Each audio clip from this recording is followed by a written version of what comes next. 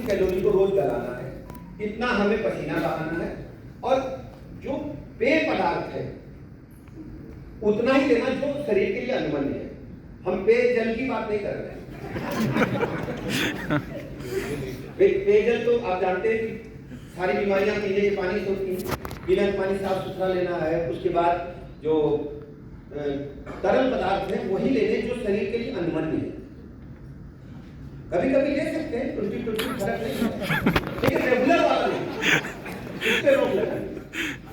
इसको एक मुहिम चलाना हमको अपने राज्य में कि लोग स्वस्थ रहें। लोकेश जी कहाँ गए? गुप्ता आप बैठे तो हैं। आप इसमें कुछ लिखो, इमरजेंसी के साथ एक पन्ना लगाओ कि बीमार न हो। आपने किताब लिखा है, वो बीमार न हो, ऐसे बीमारी नहीं होगी, ऐसे होगी, दोनों लिख दो। बीमार होने का भी कारण लिख दो। उससे क्या होगा कि जो पढ़ने का इंटरेस्ट बढ़ जाएगा आम जनता का। और जब तक जनता जागरूक नहीं होगी, अब एक्सरसाइज एकदम बंद है। अब ये कि हमारी गाड़ी लिफ्ट के पास खड़ी होती थी, अब वो दूसरे किराएदार आ गए, वो मुझे 50 मीटर दूर गाड़ी पार करना पड़ रहा है, मुझे चलना पड़ रहा है। अब ये सिखाएं एक्सरसाइज करना, मॉर्निंग वॉक करना, ये आवश्यक शरीर का एक मतलब कह सकते हैं जैसे खाना खाना, ऐसे ही शरीर को चाहिए कि हमें चलाना ही चलाना है। और जो अच्छा करेगा, बीमार नहीं होगा, जाने आने का तो ऊपर वाले ने तय किया है। लेकिन जरूरी है कि हम जाके दवाई खाएं, इंजेक्शन लगाएं और फिर डॉक्टर साहब से बात करें। इमरजेंसी की व्यवस्थाएं हैं, सब लोग स्वस्थ रहें। हमारी प्रतिबद्धता यह है कि हम अपने स्टेट को हेल्थ सेक्टर में नंबर 1 पर लाना है। आप सोचते हैं कि अभी चर्चा यहाँ नहीं आई होगी, हमें लगता है इसे महोदय ने चर्चा किया हो तो क्या होगा।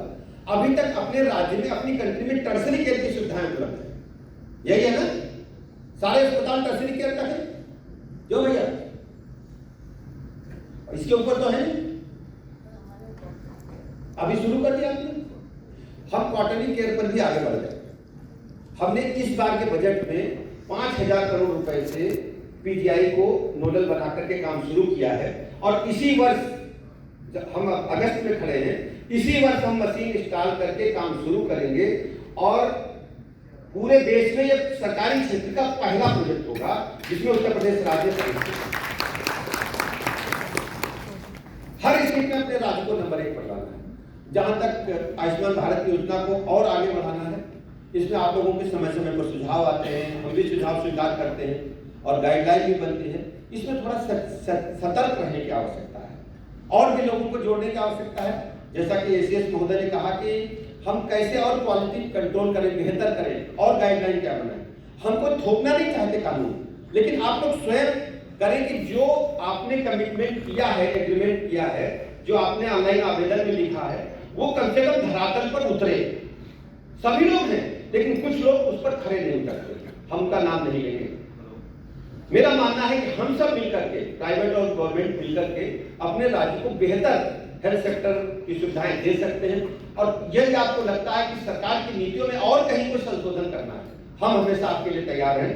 सीआईआई को मैं बहुत बहुत आभार प्रकट करता हूं, धन्यवाद देता हूं कि आपने बेहतर संयोजन किया। बहुत बहुत आभार।